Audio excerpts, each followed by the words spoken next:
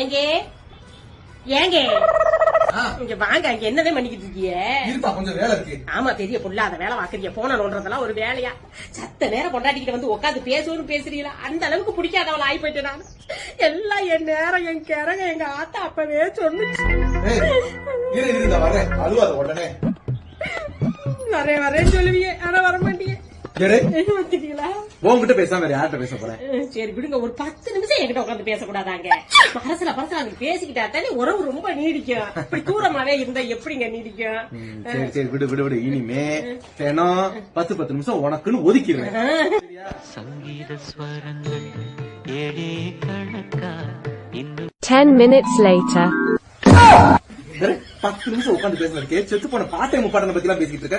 மண்ணுக்குள்ள இருப்பது எலும்பு கூட தேராது. செனப்பண்ணி நீதான் செனப்பண்ணி. உடம்ப எங்க ஆத்தா போய் வாயை கட்டி வயிற்று கட்டி வளர்த்து உடம்பியா? உங்ககிட்ட வந்து வளர்ந்துருந்தா எப்படி